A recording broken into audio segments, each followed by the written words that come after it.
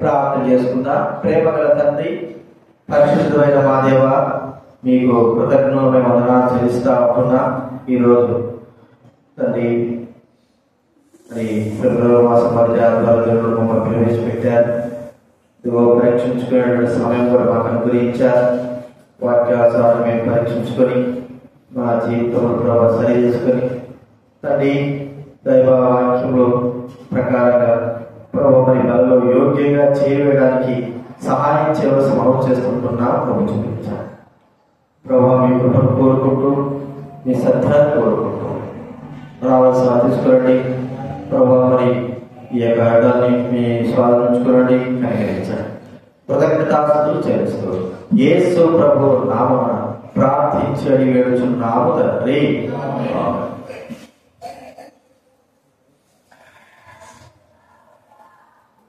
మత్తయి సువార్త 26వ అధ్యాయం 26 నుంచి 30 వచనాల వరకు మనం మాట్లాడుకుందాం. మత్తయి సువార్త 26వ అధ్యాయం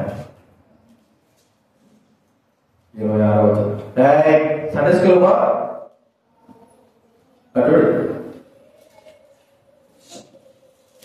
సండే స్కూల్ 26 నుంచి 30 వచనాలకు మనం అందరం కలిసి చదువు. వారు భోజనం చేయుచుండగా యేసు ఒక రొట్టె పట్టుకొని దాన్ని ఆశీర్వదించి విరిచి తన శిష్యులకు ఇచ్చి, మీరు తీసుకొని తినుడి, ఇది నా శరీరం అని చెప్పాను. 20 వారికి ఇచ్చి, దీనిలో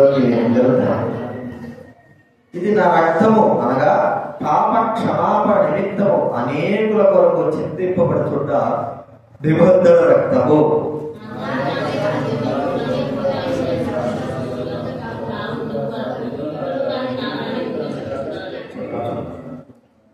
అంతటా వారు కీర్తన పాడి ఒలీవల కొండకు వెళ్ళేది. మనము చదువుకున్నాం కదా, దేవుడు మనకు కాపరి, మనమందరం కూడా గొర్రెలు. అయితే స్వభావం, గొర్రెల స్వభావం అనేది మనం గుర్తించాలి.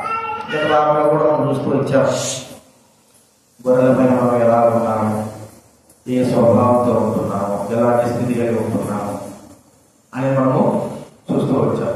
గొర్రెల యొక్క స్వభావం అంటే నిజముగా ప్రభువు మనల్ని గొర్రెలుగా మరి ఆత్మ సంబంధంగా ఆయన మన పైన కాపరిగా మనం గొర్రెలుగా ఉన్నాము అని మనం గుర్తిస్తాం. సరే, ఒక 4 విషయాలు గొర్రెల యొక్క స్వభావాల గురించి, గొర్రెల గురించి తెలియని వాళ్ళు ఎవరు లేరు. అయితే ఎక్కువ లోతైన విధానం మనకు తెలియకపోయినా మరి మనం చూసినప్పుడు గొర్రెల గురించి మనము చెప్పుకోదగ్గ విషయాలు ఉంటాయి. మొట్టమొదటిగా గొర్రె యొక్క స్వభావం ఏంటంటే, అది తలదించుకొని, అది నడిచినా తలదించుకోవడమే, అన్నం మరి గడ్డి వేసినా తలదించుకోవడమే, వెళ్ళినా తలదించుకోవడమే. దాని యొక్క స్వభావ లక్షణం ఏంటంటే తలదించుకునే ఉంటారు, దాని లక్షణం. రెండోదిగా మేక యొక్క స్వభావం తెలుసుకుని మనకు తెలుసుదా, మేక స్వభావం ఇప్పటికీ తల ఎత్తుకునే చూస్తా ఉంటారు, తల ఎత్తుకొని చూస్తూ ఉంటారు, అటు పోతా ఇటు పోతారు. గొర్రె స్వభావం ఏంటంటే తల దించుకునే ఉంటారు. ఈ స్వభావము దేవుడితో మనం పోల్చుకోవచ్చు. ఈ యొక్క మరి ప్రవర్తన జీవితంలో తగ్గింపుతో మనం పోల్చుకోవచ్చు. తగ్గింపు ఇది ప్రభు మరి గొర్రె మరి బొచ్చు గొత్తిరించి వారి గొర్రె పిల్ల ఎలాగ మౌనంగా తలదించుకొని ఉంటుందో అనేటువంటి ఈ యొక్క స్వభావం ఏంటంటే తగ్గింపుల గురించి. ఇది గొర్రె స్వభావం. ఒకవేళ మనం చూస్తే మనకు ఆ స్వభావం లేకపోయినా ప్రభు ఆయన తనని దేంతో పోల్చుకున్నాడంటే గొర్రె పిల్లతో పోల్చుకున్నాడు. చూడండి, గొర్రె పిల్లలతో పోల్చుకున్నప్పుడు ఆయన స్వభావం ఎలా ఉందంటే నిజముగా గొర్రె పిల్ల యొక్క స్వభావం ఎలా ఉంటుందో అలాగ తగ్గింపు స్వభావంలో ఆయన ఉన్నాడు అని గుర్తిస్తాం. పిలిపి రాసిన పత్రిక 2వ అధ్యాయం, పిలిపిలకు రాసిన పత్రిక 2వ అధ్యాయం. ఇక్కడ అంతా కూడా తగ్గింపు స్వభావంతో మనకు కనబడతా. 5వ వచనం చదవడం, పిలిపి రాసిన 2వ అధ్యాయం 5వ వచనం నుంచి. క్రీస్తు యేసునకు కలిగిన ఈ మనస్సు మీరు కలిగి ఆయన దేవుని స్వరూపం కలిగిన వాడై ఉండి విడిచిపెట్ట కూడా భాగ్యం ఎంచుకోలేదు కానీ మనుషుల పోలికగా పుట్టి దాసుని స్వరూపమును ధరించుకొని తను తాను రిక్తునిగా చేసుకున్నాడు. మరియు ఆయన మరణం పొందినంతగా అనగా సిలువ మరణం పొందినంతగా తన్ను తాను తగ్గించుకొనెను. ఈ అంతట్లో 5 నుంచి 8 వచనాలు చదువుకుంటే ప్రభు యొక్క గొప్ప తగ్గింపు మనకి ఇక్కడ బాగా స్పష్టంగా కనబడతాడు. ప్రభు యొక్క గొప్ప తగ్గింపు ఏమిటి? ఆయన జన్మలో తగ్గింపు కలిగి ఉంటున్నాడు, ఆయన స్వరూపంలో తగ్గింపు కలిగి ఉంటున్నాడు, ఆయన యొక్క సమానత్వంలో కూడా తగ్గింపు కలిగి ఉంటున్నాడు, పోలికలో కూడా తగ్గింపే, రిక్తుడుగా తను సంపూర్ణంగా అర్పించుకోవడంలో కూడా తగ్గింపే, శిలువ మరణాల దగ్గరకు వచ్చినా కూడా తగ్గింపే, విధేయత తగ్గింపు. కదా మరి వధింపబడిన వాడైనటువంటి గొర్రె పిల్ల అయినటువంటి యేసుక్రీస్తు వారిలో మనము చూడదగ్గ విషయం ఏంటంటే తగ్గింపు యొక్క స్వభావము. ఇది గొప్పమైన మనలో కూడా ఉండాలి. తండ్రి అయిన దేవుడు కుమారుడైన యేసుక్రీస్తు వారు వారిలో కనబడేది ఈ భూలోకంలో ఏంటంటే తగ్గింపు స్వభావము. దేవుని వల్ల ఒక గొర్రెకు దైవుడైన మనకు ఉండవలసింది ఏంటంటే తగ్గింపు. ఎలాంటి తగ్గింపు ఇది?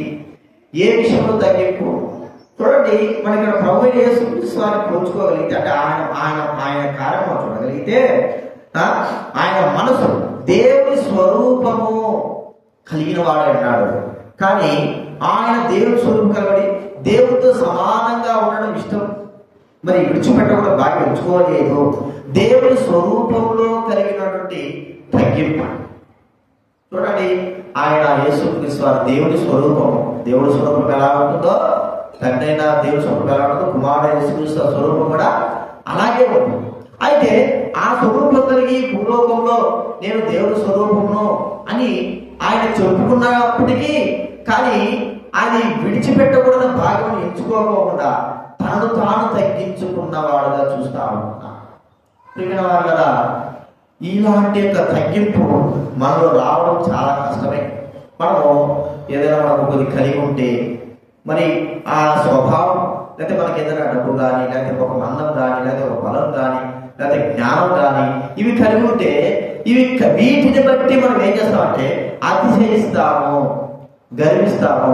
డబ్బులు కానీ ధనాన్ని కానీ లేకపోతే మరి మనకు అందాన్ని కానీ మన ఎత్తులు కానీ ఏదైనా సరే మనకు చెప్పుకోదగ్గ విషయం ఏదైనా మనకు అతిశయంగా చెప్పుకోదగ్గ విషయం ఏమైనా ఉందంటే దానిని బట్టి ఒక్క దానిని బట్టి మనం ఏం చేస్తామంటే మరి తగ్గింపు లేకుండా గర్వించేవాడంగా ఉంటాం.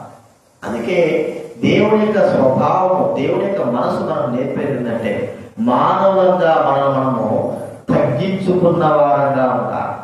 గొర్రె యొక్క స్వభావం ఏంటంటే తగ్గింపు. మరి మేక స్వభావం అది గర్వపు స్వభావం. గర్వములకు సూచనగా మరి మేకను చూడగలుగుతా ఉంటున్నాం. మరి గర్వించేదిగా చూస్తా ఉంటున్నాం. చెప్పిన వారి కదా దేవుడికి ఇష్టమైనది ఏంటంటే తగ్గింపు. లోకంలో కూడా ఎలా ఉంటారంటే గర్విస్తా ఉంటారు, అతిశయిస్తా ఉంటారు. ప్రభువుడు చెప్పిన మాటదే తన్ను తాను తగ్గించుకున్నవాడు హెచ్చింపబడు. చూడండి మత్తయి సువార్త 23వ అధ్యాయం 12వ వచనం చదవండి.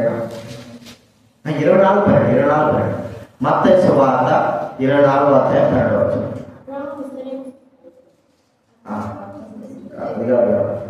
23:12 తన్ను తాను హెచ్చించుకున్నవాడు తగ్గింపబడును, తన్ను తాను తగ్గించుకున్నవాడు హెచ్చింపబడు. తను హెచ్చించుకుంటే తగ్గిపో అంటే ప్రభువు చెప్పిన మాట. అందుకే యేసుక్రీస్తు వారు కూడా మాట చెప్పడమే కాదు కానీ ఆయన అన్నాడు, నేను ప్రాణం పెట్టినంతగా మనుష్య కుమారుడు తను తాను తగ్గించుకున్నవాడు. అంటే నేను ప్రాణం ఇవ్వడానికే వచ్చాడు కానీ, మరి లేదా సేవ చేయడానికి వచ్చాడు కానీ నన్ను నేను హెచ్చించుకోవడానికి రాలేదు అని ప్రభు మనతో మాట్లాడుకుంటున్నాడు కదా. కాబట్టి ప్రియమైన వాళ్ళని గుర్తిస్తా, ప్రభువు ఆయన మనతో మాట్లాడే మాట ఏంటంటే తను తాను హెచ్చించుకోవడమే. ఈ స్వభావం మీరు కలిగి ఉండండి. ఈ మాదిరికరమైన జీవితం ఒకవేళ తగ్గించుకుంటే ఏమవుతారు చూడండి. లోకం ఉంటుంది, నువ్వు తగ్గించుకుంటే నీ పరువు, లేకపోతే నీ యొక్క పరువు, నీవు ఏ స్థితి కలిగిన వాడు, ఎలాంటి వాడు, నీ యొక్క స్థితి ఏమిటి, నీ ధనం ఏమిటి, నీ కుటుంబస్తులు ఎలాంటి వారు, నీవు తగ్గించుకోవాలా? కదా, మనం ఒక అడుగు వెనక తగ్గినంత మాత్రాన మనం ఏం కోరుకోరు. ఇంకా మనం తగ్గించుకునే కొద్దీ మనలో ఉన్నటువంటి గొప్పతనం బయటపడతారు. మనం తగ్గించుకునే కొద్దీ మనలో దీనత్వము లేకపోతే విధేయత అనేది మరి ప్రజలు చూస్తారు. ప్రియమైన వాళ్ళ లోకము విషయమే మనం ఆలోచిస్తే లోకము తగ్గించుకోవాలా చెయ్యాలా అంటది, కానీ మనం తగ్గించుకోవడంలో దేవుడి కొరకు చూడండి. మనం ఎవరి కొరకు తగ్గించుకుంటున్నాం ఈ దినాల్లో? కేవలం దేవుడి కొరకే. దేవుడి కొరకే. లోకంలో రుబాబుగా లేక లోకంలో గర్వంగా మరి అహంకారంగా నడుచుకునే స్వభావం ఉంది. కానీ ఎందుకు తగ్గించుకుంటున్నామంటే క్రీస్తు కొరకు. ప్రజలైన వారు బాధిస్తున్నారు, అవమానపరుచుకుంటున్నారు లోకంలో. మరి ప్రజల ద్వారా, దైవుడైన వారి ద్వారా, అందరి ద్వారా మనకి ఎంతో మరి ఆ ద్వేషం లేకపోతే మన పైన నిందలు మోపబడుతుంటున్నాయి. మనం తగ్గిస్తూ ఉంటున్నాం. కానీ తగ్గించుకునేటువంటి జీవితం మన జీవితంలో లేకపోతే మనం ఎంత మాత్రం వెళ్తాం. అందుకే ప్రభువైన దేవుడు తన స్వభావాన్ని, తన జీవితాన్ని మనకు మాదిరికరంగా ఉంచాడు. గొర్రెలు ఎలా ఉంటాయంటే తగ్గింపు. చూడండి, దైవ సన్నిధిలో ఉన్న మనమందరం కూడా ప్రతి పనిలో కూడా తగ్గింపు, ప్రతి కార్యంలో తగ్గింపు, ప్రతి విషయంలో తగ్గింపు. కానీ లోకం అలా ఉండదు. లోకం ముందుగా గర్వించేదిగా, అతిశయించేదిగా, అహంకారం కలిగేదిగా ఉంటారు. ఆ స్వభావం లాంటిదే. ఆ స్వభావం మనం ఉండడం ద్వారా దేవునికి ఇష్టంగా మనం ఉండలేము. దేవుడు గొర్రెలము అని గుర్తుంచుకోవడానికి యోగ్యత మనకు లేదు. ఎందుకంటే యేసుక్రీస్తు వారు మరి తాను ఏం చేశాడు? తగ్గించుకున్నాడని గుర్తిస్తుంటున్నాడు. ఇది మొట్టమొదటి చూస్తుంటున్నా. రెండవదిగా గొర్రెలో ఉండే స్వభావం ఏంటంటే, గొర్రెను మరి కొట్టినా తిట్టినా లేకపోతే కావుతుందన్నా ఏందని అది ప్రతిస్పందించదు. చూడండి, మేక కొట్టు చెప్పండి, మేక కొట్టు, మేక మూతులు కొట్టు, ఏం చేస్తారు చెప్పండి? కొట్టాల్సిన అవసరంలే. మేక దగ్గర గుట్టేసాలని కుమ్ముతారు, అంతేగా. చెవులు పట్టుకున్నా ఇట్లా అంటారు. గొర్రెలు చూడండి, గొర్రెలు ఏం చేశారు? చెవు పట్టుకున్నా, ఏం పట్టుకున్నా, కొట్టినా చేసినా అది ఏమి ప్రతిస్పందించదు. అంటే దాని స్వభావ లక్షణం ఏంటంటే ఏమైనా దాంట్లో ఉండేది ఒక వారం మనం గమనిస్తే, ఒకవేళ గొర్రెలు మనం గమనించాలంటే ఆత్మ సంబంధం మనం గమనిస్తే ప్రేమ. అదే 13వ అధ్యాయంలో ప్రేమను గురించి మనకు చాలా స్పష్టంగా రాయబడుతూ వచ్చింది. మరి ప్రభువైన యేసుక్రీస్తు వారిలో కూడా అలాంటి ప్రేమ ఉంది కాబట్టే మరి ఆయన జన్మించిన తర్వాత ఆయన వదిలిసినప్పటి నుంచి అనేకమైన వారు అనేక రీతులుగా ఆయన కొట్టడానికి వచ్చినా, చంపడానికి వచ్చినా, దూషణలు మాట్లాడినా, దయ్యం వాడన్నా, ఏమన్నా కూడా ఆయన ప్రేమను బట్టి ఏం చేశాడు? సహించుకొని మౌనంగా వచ్చాడు. ఈ స్వభావం మనకు అందరం ఉండాలి. ఎందుకు ఈ స్వభావం ఉండాలి చెప్పండి? మనం అందరం ఎవరివి? గొర్రెలము కదంటే, గొర్రెలము. కాబట్టి గొర్రెల యొక్క స్వభావం ఏంటంటే ఏమన్నా కూడా అవమానం మనం చెప్పుకోవాలంటే ఆత్మ సంబంధంగా, శరీర సంబంధంగా చచ్చిపోయినాము అనుకోవాలి. చచ్చిపోయిన వాడిని ఏం చేస్తాం చెప్పండి? ఆడ మన విరోధి ఉన్నాడు అనుకోండి, వాడి విరోధి చచ్చిపోయాడు. వాడి దగ్గరికి వెళ్ళి మనము ఎన్ని బూతులు తిట్టినా, ఎన్ని చేసినా, ఏది పడినా, వాడిని కొట్టినా చేసినా వాడు ఏమంటాడు? తిరిగి మాట్లాడతాడా? ఎందుకు వాడు చచ్చిపోయాడు అంటే వాడు చచ్చిపోయాడు. అదే వాడు బతుకున్నప్పుడు వాడిని తిరిగి కొడితే ఏం చేస్తాడు?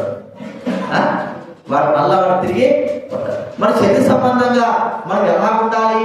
చచ్చిపోయిన స్థితిలో. యేసుక్రీస్తు వారు అలాగే ఉన్నాడు. ఆయన బ్రతికే ఉన్నాడు, కానీ తన శరీర సంబంధంగా చనిపోయింది. అంటే ఏమి మౌనం, ఎంతమంది ఎన్ని విధాలుగా ఆయన కొట్టాలని చూసి, ఎన్ని విధాలుగా ఆయన నష్టపరచాలని చూసి, ఎన్ని విధాలుగా హింసించారు. చివరికి శిలువ విషయంలో కూడా ఆయన ఎంతో ఘోరంగా శిలువ వేశాడు. తిరగబడచ్చు ప్రభు అన్నాడు కదా, ఏమన్నాడు, నేను వేడుకుంటే 12,000 వ్యూహ సైన్యం రావా, నా పక్షాన నా దూతలు యుద్ధం చెయ్యరా? కాబట్టి ఈ మాట మనం గుర్తిస్తే ఆయన హాని చేయడానికి, ప్రజలైన వారిని నశింపజేయడానికి అధికారం కలవాడే, కానీ ప్రేమ చేత సహించి ఎన్నన్నా కూడా ఏమన్నా కూడా ఆయన సహించి ఉంటున్నాడు. కారణం ఏంటంటే మరి ఆయన ఓర్చుకుంటున్నాడు. గొర్రె విషయంలో కూడా అదే మనం గుర్తిస్తున్నా. ఎన్నన్నా ఏం చేసినా కూడా గొర్రె తలదించుకొని వెళ్ళడం.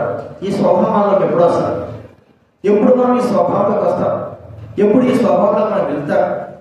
చూడండి, మా దైవుడైన మనకు, దైవ సేవకుల వారి అందరూ కూడా పలు విధాల పద్ధతులుగా ఒకటే మాట మనం గుర్తించుకోవాల్సిందంటే, మీకు కుడి చెప్ప కొట్టు వాడి మీద మీ ఎడ చెప్ప కూడా పెంపాలా.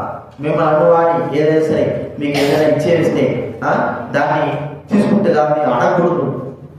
మరి మీ సొక్కా తీసేస్తే ఆ వస్త్రాలు కూడా మళ్ళీ ఇచ్చివేయండి. వాళ్ళ మౌనము. ఎందుకంటే అది మన పని కాదు. పగ తీర్చుకోవడము, తిరగబడము, ఇవన్నీ కూడా మన పని కాదు. ఎవరి పనివి? దేవుడు చేయాల్సిన పని. మన పని ఏంటి? మౌనము వహించాల్సిన పని.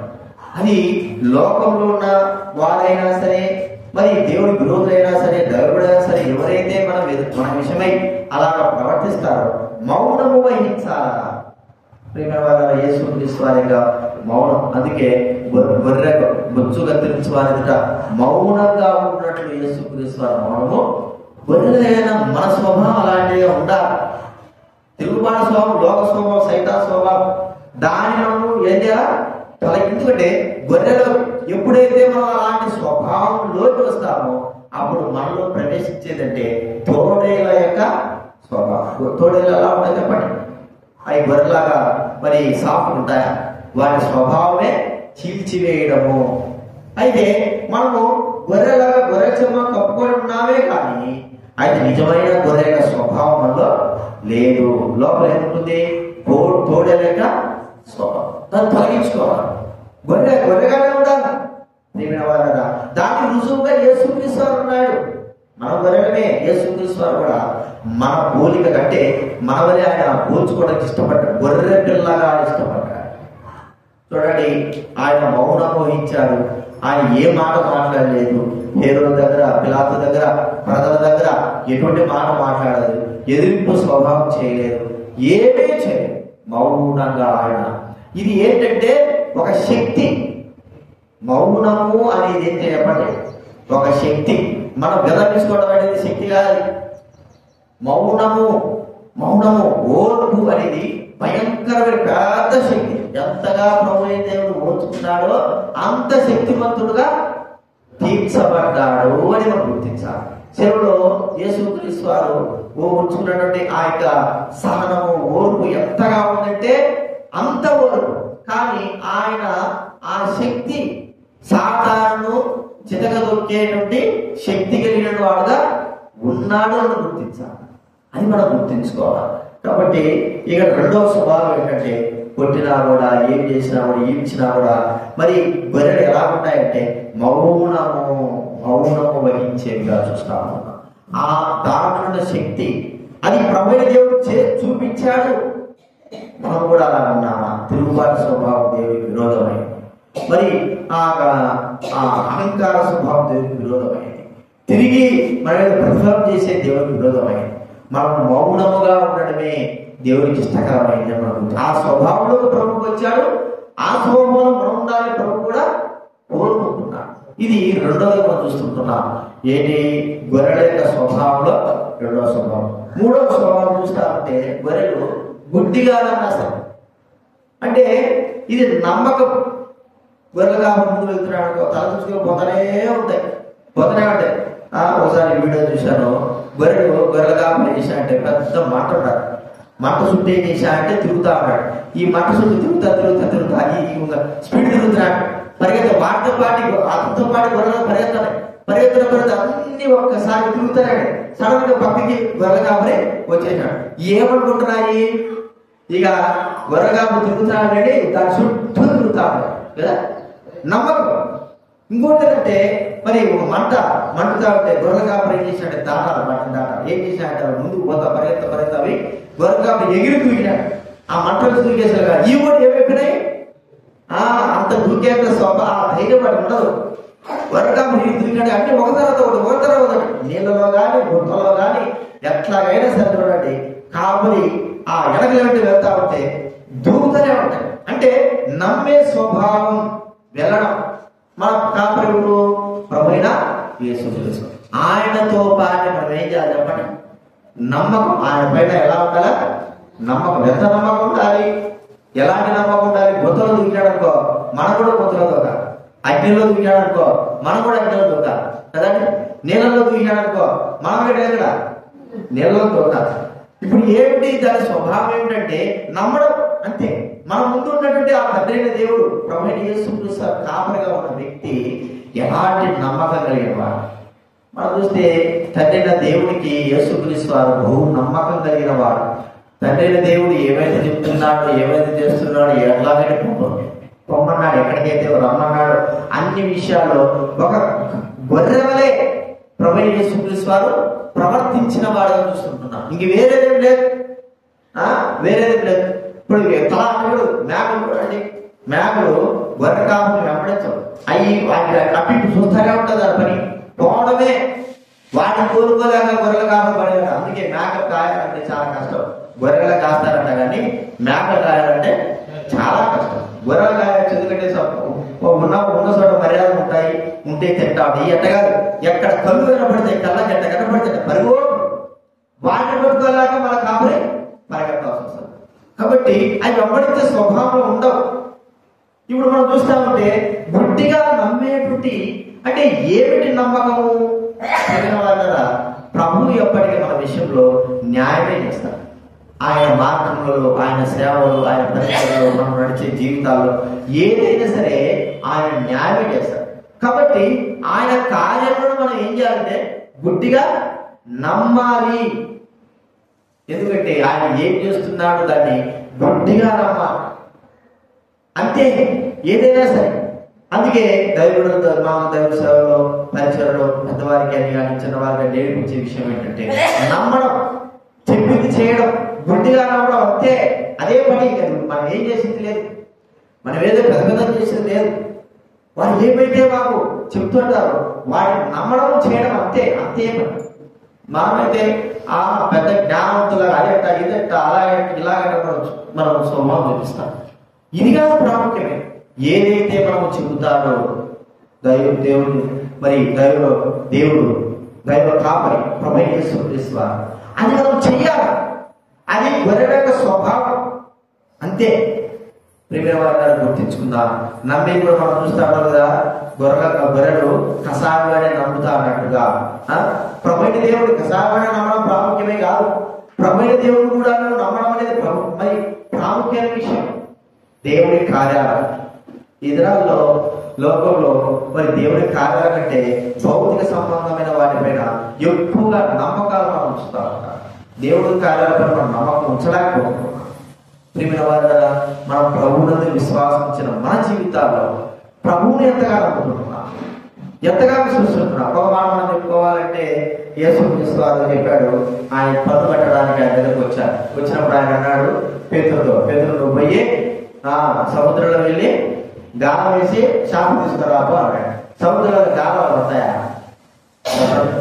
సముద్రంలో ఏమేయాలా? వాళ్ళ వేస్తారు కదా. సముద్రంలో ఇంత పెద్ద సముద్రంలో ఒక గాలాలు ఎక్కడ వేసేది? చిన్న చిన్న సూర్యులలో వాటిలో గాలాలు వేస్తారు. కానీ యేసు చెప్పినాడే గాలాలు ఏమన్నాడు, అందులో ఒక శాపం వస్తుంది అన్నాడు. శాపం నోరు తెలుసు, ఒక షెకెల్ ఉంటా తీసుకురాబో అన్నాడు. సరే పోయినాడు. మొట్టమొదటిగా అనుమానం వచ్చి ఉండాలా, ఏమని? గాలం ఏమంటాడు ఈయన. కానీ అనుమానం ముఖ్యం కాదు, చెప్పింది చేయడము ముఖ్యం. వెళ్ళాడు, అలాగే వేశాడు. గాలం వెళ్ళాడే, ఒకే ఒక చేప వచ్చింది పడింది. దాన్ని చూస్తే ఒక షెకెల్ నోరు తెరవంగానే ఏముంది? నాణ్యం. చూడండి ఎంత గొప్పతనం.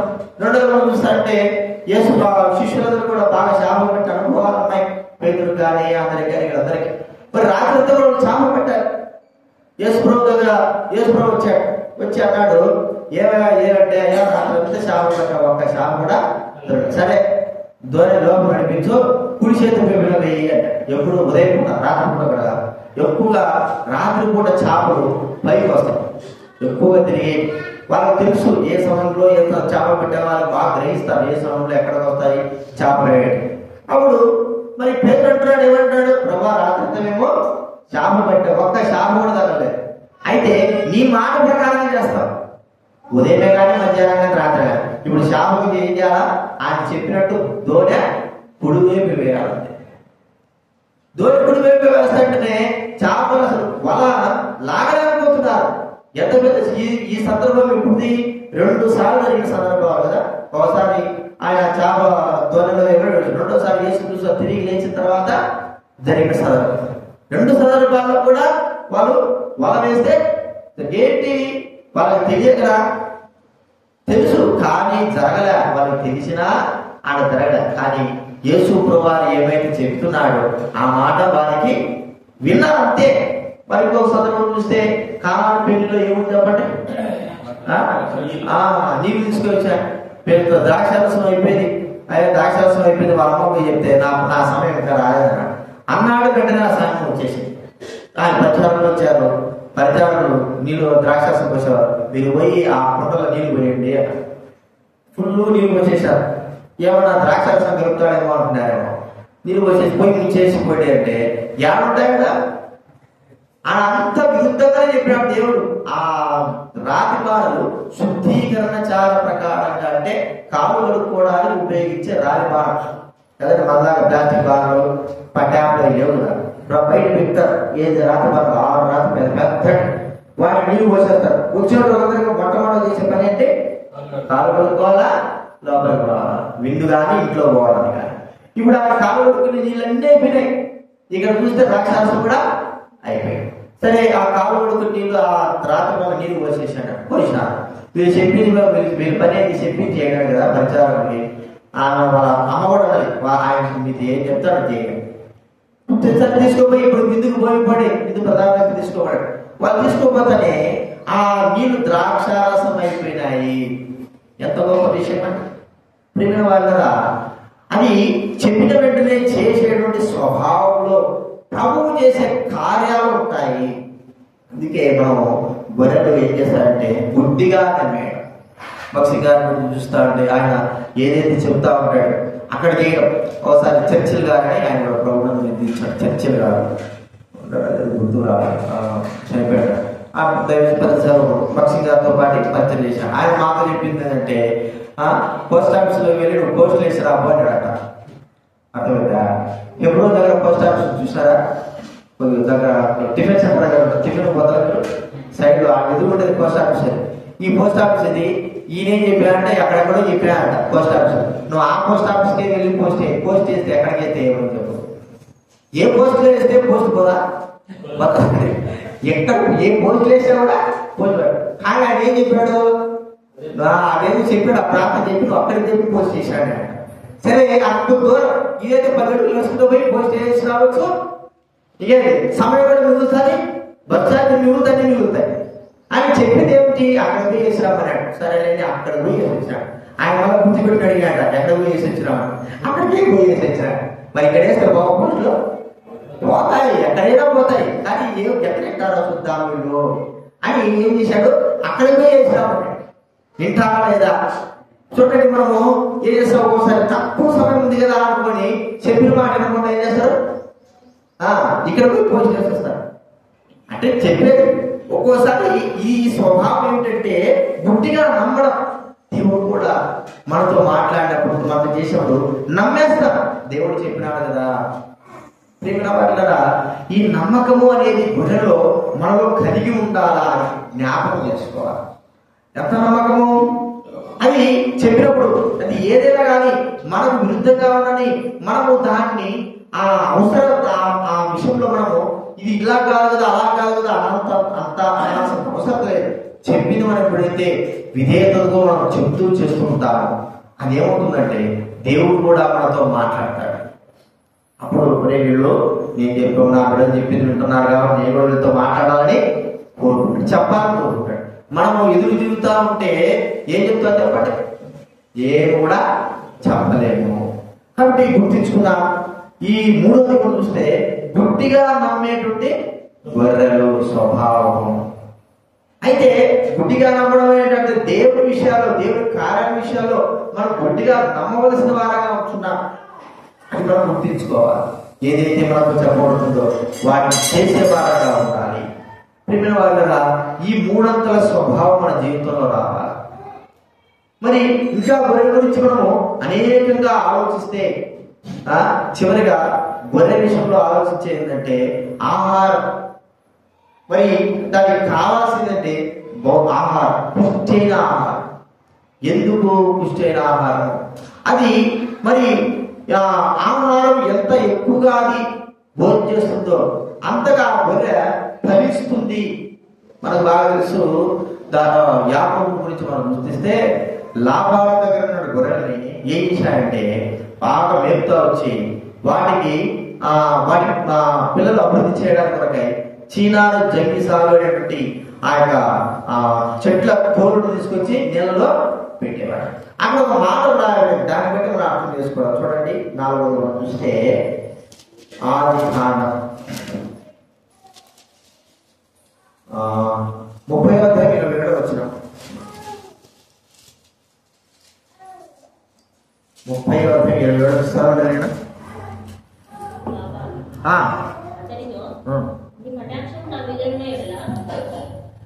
క్షమించాలి, 37వ అధ్యాయం 37వ వచనం. 30వ అధ్యాయం 37వ వచనం. 37. యాకోబు జంగిసాలు చెట్ల చువ్వలను తీసుకుని చువ్వలను తెల్లచార కడబడినట్లు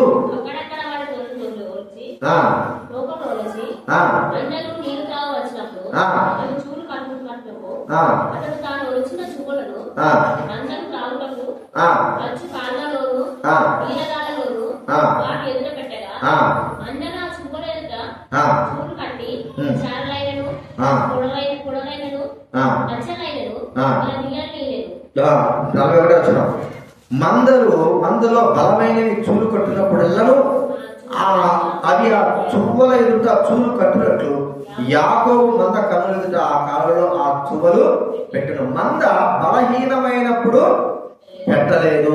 మందలో బలమైంటే అర్థం ఏమిటి? బలమైన ఆహారము తినేటువంటి గొర్రెలు. బలమైన ఆహారం తింటే గొర్రెలు ఏం చేస్తాయి చెప్పండి? గొర్రె కానీ మేక కానీ బలంగా ఉంటే ఏముంటది? అవి మరి పిల్లలు పెట్టేటప్పుడు ఒకటేసారి రెండు పెడతాడు. మేకలు కూడా చూడండి బాగా బలంగా ఉన్నాయనుకోండి, వాటి సాలు ఏంటంటే కొన్ని 3 పెడతాంటాయి, కొన్ని 4 పెడతా ఉంటాయి, కొన్ని 2గా పెడతాడు వాటి సాలు. ఎందుకంటే బలముగా ఉన్నాయి, బలమైన. ఇది అభివృద్ధికి మనం చూస్తా ఉంటున్నాం. ఎలాగ అభివృద్ధి? అవి బాగా మంచిగా బలమైనవిగా ఉంటే మంచి భోజనం తినమంటే మంచి గడ్డిగా బాగా మేసినప్పుడు బలంగా ఉంటాయి. వాటిని ఏం చేస్తాయి? ఆ బలమైన బట్టి ఎక్కువగా అభివృద్ధి కలగడానికి, పిల్లలు పెట్టడానికి వాటికి వీలుగా ఉంటుంది. బలమైనగా ఉంటే, బలహీనంగా ఉంటే పిల్లలు పెట్టాలి. దీన్ని మనం ఎలాగ మనం సూచించుకోవచ్చు అంటే బలమైనటువంటి ఆత్మ సంబంధంగా మనం ఎప్పుడైతే దైవ వాక్యంలో మనం బలంగా భోజనం చేస్తామో, దాన్ని చదువుతామో, ఆత్మీయంగా అనేక ఆత్మ రక్షించడానికి కొరకై మనము పాటుపడే వారంగా ఉంటాం. బలమైన ఆహారము. నేను చెప్తా కదా ప్రతి వారము. ఈరోజు వాక్యం చదువుకొచ్చిన వాళ్ళు చెప్పండి ఉదయం రాసింది అంటే అడగలేదు ఉదయం అనుకున్నారా? అయ్యా కాస్త ఎందుకు మీకు ఏం చెప్పాలి చెప్పు? మీకు ఏం చెప్తే ఎన్నిసార్లు చెప్పాలా? ఈ చిన్న పని చేయలేకపోతున్నారా?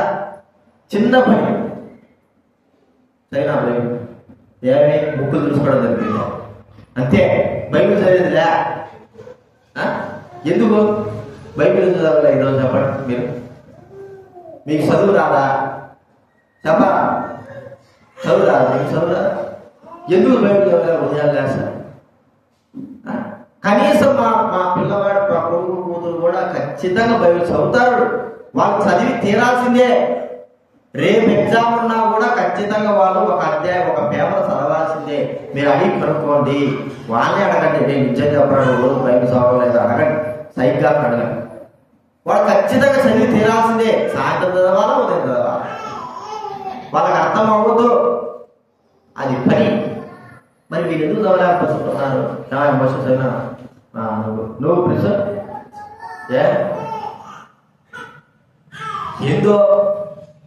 ఎందుకు చదువుతున్నామో దేనికోసం ఉంటున్నామో అర్థం కాదు. బయట వారం కాదు మీకు అందరూ చెప్పింది బైబిల్ చదవని, ఏకాశ్రయితంగా చెప్పింది బైబిల్ చదువుతున్నా చెప్పినలా ఒక్క వారంలో కూడా ఒక్క బైబిల్ చదవలేకపోతుంటారు. ఏం చెప్పాలి మీకు? ఏం చెప్తే అవుతారు?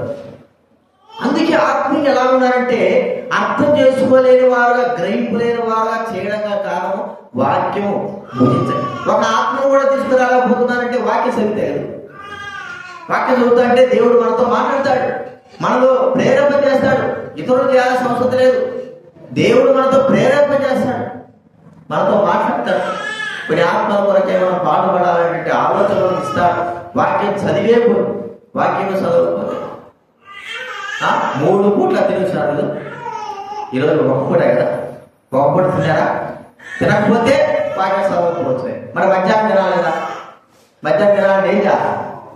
వాక్యం చదువుకొని నిదానంగా వాక్యం చదువుకొని తినాలి. మధ్యాహ్నం ఇప్పుడు తింటావా?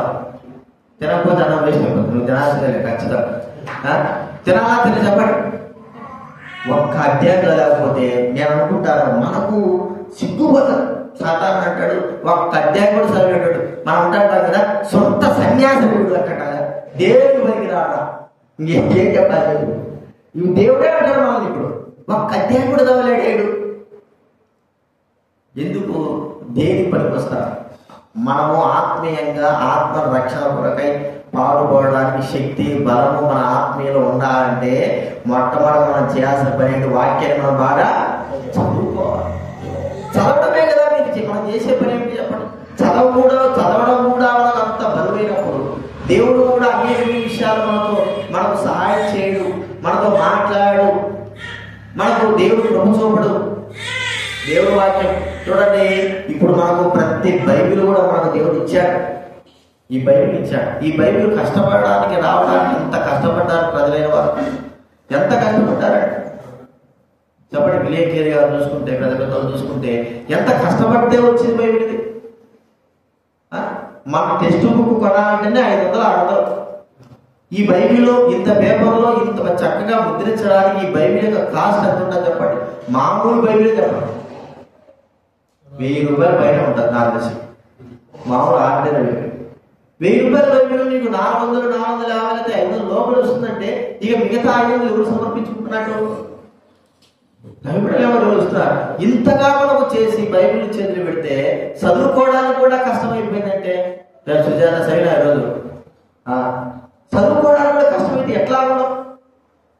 మాటలు మాత్రం చెప్తాం. ఎన్ని మాటలు మాట్లాడతామో. మీరు ఏదైనా మాట్లాడాలంటే ముందు బైబిల్ చదవాలి. బైబిల్ చదవకపోతే ఎట్లా చెప్పండి? ఈరోజు బైబిల్ ఎంత బైబిల్ పద పాఠమే కనీసం బైబిల్ చదవలేదని మనసాక్షి గుర్చలా మీకు ఈరోజు? మనసంజయ ఏముంది బైబిల్ చదివితే ఎంతో చదవకపోతే అంతేనా? బైబిల్ చదివితే మనం ఆలోచిద్దాం. మనం కష్టాల్లో భాగంలో కూడా మనం నిలదొక్కోలేకపోతున్నాము, మరి ధైర్యం నిలిచి ఉండలేకపోతున్నాం. బైబిల్ చదవకే. కష్టాలు బాగా అందరికి వస్తాయి. దాంట్లో ప్రభువులో నమ్మకంగా ఉండలేకపోతున్నామంటే బైబిల్ చదవకే. ఆ నమ్మకత్వం, ఆ ధైర్యం మనలో రాలేకపోవడం. ఎన్నో చెప్పుకోవచ్చు బైబిల్ విషయం. ఇది ఒక ఆహారం, నీరు, తేనె చెప్పడానికి లేదు. ఆత్మీయతలు ఇవన్నీ మనకు అవసరం. రోజు 3 పూట్ల తినడానికి మనం ఎంత ఇష్టపడతామో ఖచ్చితంగా 4 పూట్ల కూడా మనం వాక్యం చదవడానికి ఇష్టపడాలా? అది మనం గుర్తించుకుందాం. ఒక్క పూటనే కాదు, 4 పూట్ల కూడా చదవడానికి సమయం ఉన్నంత వరకు చదవడానికి. సరే, ఇది చదివితే మనం నష్టపడతామా? నష్టపోయినాము, మేము వాక్యం చదివితే నష్టం పొందినామని చేయమని వారు చేయగలరు. వాక్యం చదివితే నష్టపడినామని చేయగలమా? నష్టం ఏంటి? వాక్యం చదివితే నష్టం ఎంత మాత్రం లేదు, మరి ఎందుకు చదవడం లేదు? చూడండి, ఈ దినాన మనం నడిపించే నడకే, మనం నడిచే నడకే ఆత్మీయంగా మొదట్లో మనం ప్రవర్తించే ప్రవర్తనే చివరి కూడా ఉంటుంది. మనం ఏ అడుగు చేస్తామో సరే, కుటుంబ ప్రార్థన కూడా చేసుకుంటున్నారా రోజుకు ఒకసారైనా? దాంట్లో కూడా మీరు ఏం చేయాలి? తాకంటే ముందు ప్రార్థన చేసే కాదు, ఏం చేయాలి? సత్యాకరణ బైబిల్ ఏం చదవాలి? వాడికి పిల్లగాడి నువ్వు చదవాలా? ఒక అధ్యాయం చదువుతున్నారు కూడా ప్రార్థనే కాదు నేను చెప్పేది. మధ్యాహ్నం చదువుతున్నారా? జన్మలకు చదువుతున్నారు చదువుకే ఎక్కువైపోయిందా? మరొక అసలుకే లేదు, దేవుడే లేదు. చెప్పండి, కుటుంబ ప్రార్థనలో అందరూ కూర్చొని బైబిల్ చదువుకుంటున్నారా? బైబిల్ చదవాలా? అర్థం చేయాలా? కాదు చెప్పాలా? దానికి ముందుగా ఏం చదవాలా? బైబిల్ చదవాలి. కుటుంబ ప్రార్థనలో కూడా బైబిల్ చదవాలి. అప్పుడేమవుతుంది? చదవని వాళ్ళు కూడా పిల్లలు కూడా చదవడానికి వీలుగా ఉంటుంది. పిల్లోడికి ఎంత చదువు వచ్చిందని నువ్వు టెస్ట్ చేయాలంటే ఏం చేయాలా? చర్చాకరణ కూర్చోబెట్టి వారికి చదవాలా, చదవమని చెప్పాలా? వాడు తెలివి ఎంత వస్తుందో, వాడు ఏం చదువుతున్నాడో అదే తెలిసిపోతాం. మనం బయలు చదివితే తెలుసుకోవాలి, అది మనం గుర్తించుకోవాలి. కాబట్టి మనం ఆత్మీయంగా బలముగా లేము, ఆత్మీయంగా ధైర్యంగా లేము, ఆత్మీయంగా అనేక ఆత్మల కొరకే మనం పాడుపడలేకపోతాం. ఆత్మ సంబంధమైన వాటి విషయంలో మనం బలహీనంగా ఉన్నామంటే అర్థం ఏంటంటే బలమైన ఆహారం మనకు లేదు. ఆహారం అంటే ఏంటి? ఊరికే బోధ కాదు. ఆహారం అంటే ఏంటనుకున్నారు?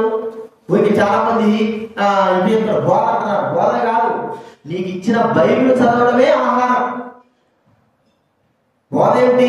అర్థం చేసుకోవడం. చదివిన దానికి నీకు దేవుడు అర్థం చెప్పిన విషయం. నువ్వు చదివితే నువ్వు చదవలేకపోతే నీకు ఎంత అర్థమవుతుంది? అందుకే మనం ఎంత నష్టపడుతున్నామో ఆత్మీయంగా, శరీర సంబంధం కాదు. ఆత్మీయంగా ఎదగాలనుకున్నప్పుడు ఏం చేయాలా? ఖచ్చితంగా ఈ వారం చదువుతారా? మీరు చదువుతారా? చేశాక ఎప్పటి నుంచి? ఎప్పటి నుంచి? ఇప్పటి నుంచి. ఎప్పటి నుంచే? ఇప్పుడు చదవాలి. మీకు మంచి పేరు అని చెప్పి ఆత్మీయంగా ఎందుకు మీకు ప్రోత్సాహం చేసిందంటే అన్నం పెట్టేది ఎందుకు? మనం చూడండి, మన పిల్లలు ఒక్క రోజు ఒక్క పూట అన్నం తినకపోతే ఏం చేస్తాం? చదవండి, అన్నం తినో తినో తినో తినో. వాడు తినేటప్పుడు వాడిని సంపగా తింటాడు కదా, వాడు తినాలి, కొద్దిగానే తినాలి. మా పిల్లలు వస్తారు 4 గంటలకు వస్తుంది, ముందు 4 గంటలకు ఒక్కోటికి అయిపోతుంది, 4:30 ఒక్కోటికి అయిపోతుంది. తిన్న తర్వాత మామూలు 7 గంటలకు 8:30కు అన్నం ఉంటాం. తినేటప్పుడు మళ్ళా ఉంటుంది కష్టం. తిన్నా వాడు తిన్నాను అని ఒతుకుంటాడు, వాడికి అయినా వాడు అని చెప్తాడు. చెప్పాలి పెట్టండి. ఎందుకు? బలహీనం కావద్దు శరీరము, అంతేనా? బలంగా ఉండాలి, ఆరోగ్యం. మన ఆత్మీయంగా ఒకటే ఆత్మీయంగా ఉండేది వాక్యము. అది మనం ఏం చేయాలా? చదవాలి. ఈ వారం ఏం చేయాలా? ఆదివారం, ఈ వారం వదులుకొని ఆదివారం వరకు చదవాలి. చదివి వచ్చి అప్పుడు ప్రభు వాక్యం మనము వినగలుగుతాం. ఆత్మీయ బలపాటు రోజు చదువుతా అంటే మనకి ఎంత ఆహారం దేవుడికి వాక్యం తీసుకుంటాం, అంత బలంగా ఆత్మీయంగా ఉంటాం, ఆత్మీయంగా గ్రహిస్తాం, ఆత్మీయంగా మనం బలపరచబడతాం. అసలుగే లేకపోయిందే ఏదైనా కష్టాలు బాధలు వచ్చినప్పుడు కూడా ఏమైపోతాం చెప్పండి? మనం ఏమి తట్టుకునే అంటే దీనికి ఒక సూత్రం. ఇప్పుడు నేను బలంగా ఉన్నాను, ఉన్నట్టు జ్వరం వచ్చింది, జ్వరం వచ్చినప్పుడు నాకు సూదులు వేస్తున్నాను. ఇప్పుడు మన కాలేజీ లేదు కదా, రక్తం అంతా పోయింది. ఏం చేశారు? సూదులు పెట్టిందే పెట్టి అన్నీ. ఇప్పుడు నేను అప్పుడు తిన్నాను కాబట్టి అది శక్తి ఉన్నారు. అదే నేను పక్కన ఉన్నాడు, ఏం రక్తం లేదనుకో, వాడు రోజు ఒకసారి చేంజ్ అవుతున్నాడు, రక్తం చేస్తున్నాడు. ఉన్న రక్తంలో ఆపరేషన్ చేస్తే అబ్జర్వేషన్ వాళ్ళు ఏం చేశాడు? రక్తం పోయింది, రక్తం అంతా పోయింది, చాలా తక్కువ రక్తం పిక్కియాలి. అయ్యా రక్తం ఉంది, ఏమవుతుంది, నేను తింటాను, ఏ ప్రాబ్లం, నేను తినడం కాదు, అన్నీ తింటాను. ఆయన రాకుండా సరే నువ్వు తింటాను వల్ల తినలేడు. అదే నేను తినలేదు అని నాకు తెలిస్తే ఖచ్చితంగా నాకేం చెప్పాలి? రక్తము ఎక్కియాల్సిందే. బాగలేదు నాలో, ఎందుకంటే నేను తినలేదు కాబట్టి నా శరీరంలో రక్తం లేదు. జబ్బు చేసింది, ఉన్న రక్తం పోయింది. ఇక ఏమి చేస్తారు? అదే జబ్బు చేసినా కూడా, అదే బలంగా ఉన్నప్పుడు జబ్బు చేసినప్పుడు, అంటే జబ్బు అంటే కష్టాలు బాగా వచ్చినప్పుడు మనం నిలబడడానికి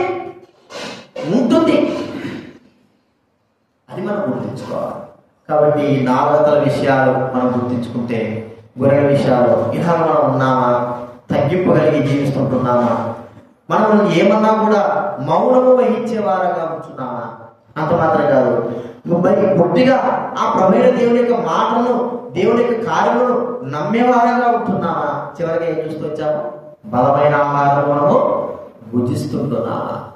భక్తులు అన్నారు, మనలో ఉన్నటువంటి ఆత్మ శరీరం, దేవుని ఆత్మ శరీరం, దేనికైతే నువ్వు ఎక్కువగా భోజనం పెడతావు అది ఏమవుతుంది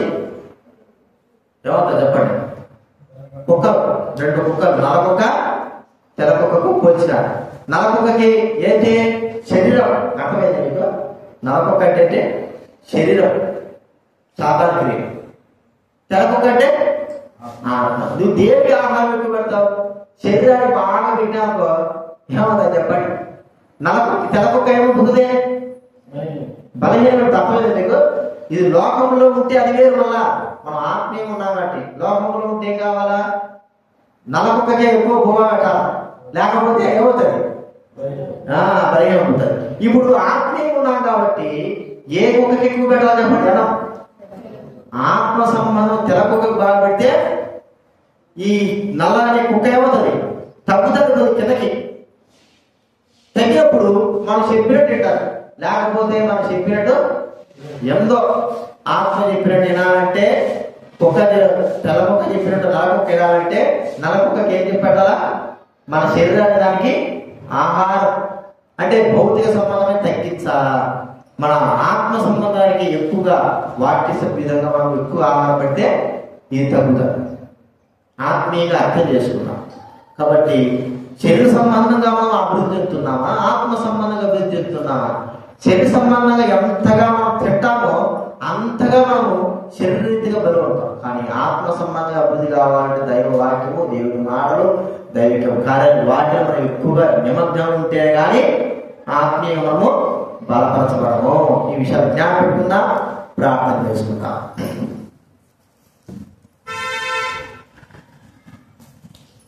ప్రార్థన చేసుకుందాం.